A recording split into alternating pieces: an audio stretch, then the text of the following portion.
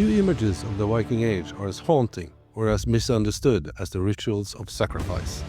To the Vikings, offering life was not an act of cruelty, but of exchange, a sacred gift meant to bind humans, animals, and gods in a cycle of power and reverence. Yet at times, the stakes rose higher. Legends, sagas, and archaeology whisper of human sacrifice. Kings, slaves, and warriors offered in moments of crisis or devotion. So what was this all about? Why did the Vikings sacrifice? This is Viking History with Magnus. Unfortunately, I have gotten several comments about people not getting notified when I upload. So please make sure you have subscribed and put on all notifications so you'll get notified the next time I upload. In Old Norse, blót simply means sacrifice, a sacred offering to the gods, spirits, or ancestors, performed to honor them, seeking their favor or preserve harmony with the supernatural world. These rituals often involved blood, food, and drink, and typically ended with a great feast where the community ate and drank together. For the Vikings, sacrifice was both devotion and celebration, part holy rite and part revelry. At its core, a blót was the act of giving something valuable. Most often, this meant animals such as goats, cows, horses, or pigs. But archaeological evidence reveals that, on some occasions, humans were sacrificed too. At important occasions, there could be a human offering. Usually, this was a slave that was sacrificed. For a better illustration, here is a scene from the Norwegian comedy show Norseman. Gode frender! Da gjenstår det bare én ting for at dette ekteskapet skal fullbyrdes. Det blodtigatrell! The blood of the offering was collected in a bowl and sprinkled upon altars, idols, and even the participants themselves. Afterwards, the meat was cooked and shared in a communal feast. The Vikings, deeply superstitious, believed sacrifice secured divine blessing. Every season carried its own rites: Yule in winter, planting rituals in spring, midsummer celebrations, and harvest feasts in the autumn. But blóts were not bound only by the calendar. They could be called on whenever life demanded it. Thor might be offered sacrifice in famine, Odin in war, Freyr at a wedding. In a world as perilous as theirs, nearly any moment could call for a blót. Big sacrifices were often led by kings or chieftains, who doubled as a priest if a vulva priestess wasn't present.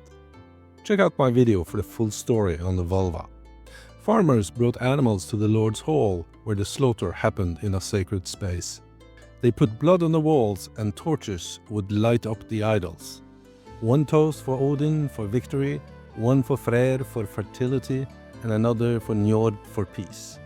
Oaths were sworn, alliances were made. Blót was a very serious thing for the Vikings. It was religion, but it was also politics.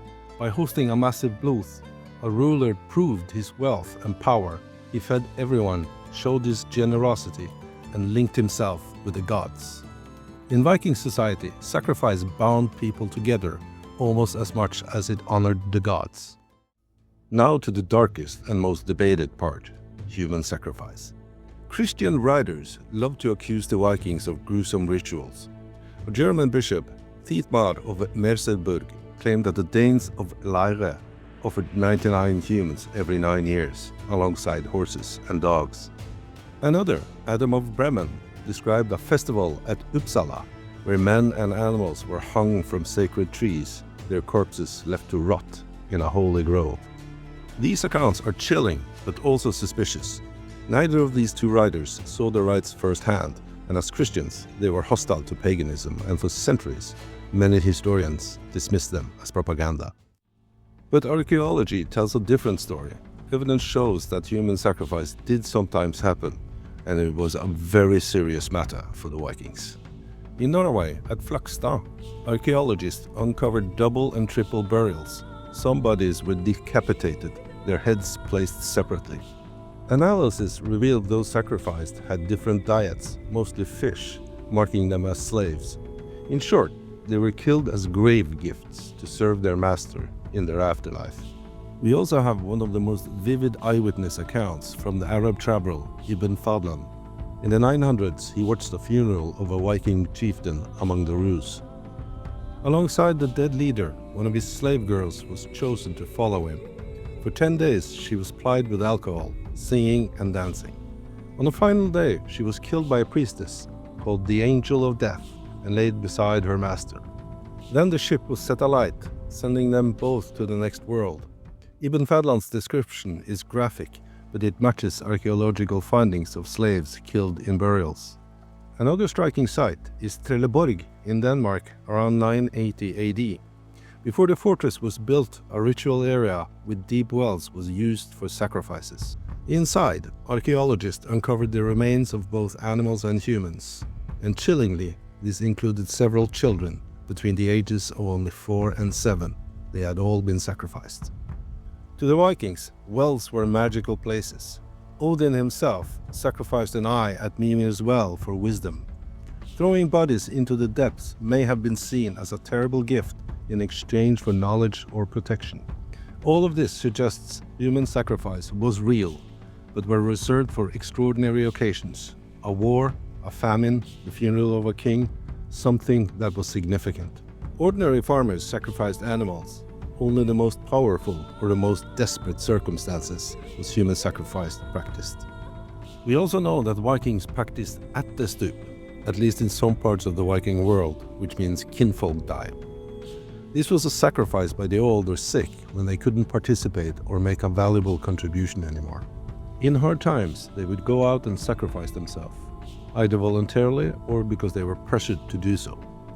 This isn't unique to the Viking world. There are several other places that would do the same, both in Europe and in Asia.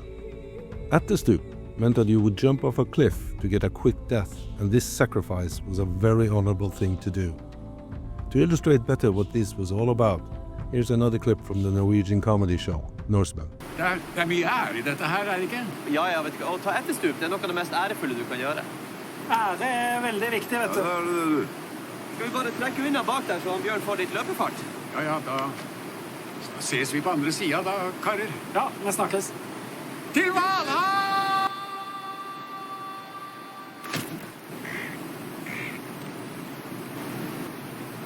Ja, det står på, altså. There actually is a sport called Døds, meaning death dive in Norwegian, that now holds a world championship every year. If this was inspired by the ättestupa or not, I don't know, but it's very spectacular, and it's covered live on TV around the world. The blood eagle is remembered as one of the most gruesome execution methods of the Viking Age. In this ritual, a victim's ribs were cut out from the spine and their lungs pulled out and spread to resemble wings. It is usually described as a punishment reserved for enemies of great significance, kings, traitors, or rivals of the highest rank, and sometimes framed as a sacrifice to Odin himself. Some scholars argue the ritual was real, while others see it as a myth or even a misunderstanding. Later Christian writers may have twisted or misread Viking poetry, turning symbolic imagery into lurid legend. The blood eagle seems to have been both an execution and a ritual offering, though evidence is scarce. The mention of it appears only a few times, most written long after the Viking Age had ended. The Orkney saga recounts Torf Einar carving a blood eagle into the back of Halfdan Longleg. Ragnar Lothbrok's saga claims that Ivar the Boneless and his brothers performed the ritual on King Ella of Northumbria in vengeance for Ragnar's death. In skaldic poetry, phrases like carving an eagle on a man's back appear, though they may be metaphorical rather than literal. So, was the blood eagle real? The truth remains uncertain. Most likely it was a mix of myth, poetic metaphor, and the Vikings' fearsome reputation, though it may, in rare cases, have been carried out as the ultimate act of punishment and terror. By the 11th century, Christianity was spreading fast. Missionaries condemned blót as devil worship, and new Christian kings banned them outright.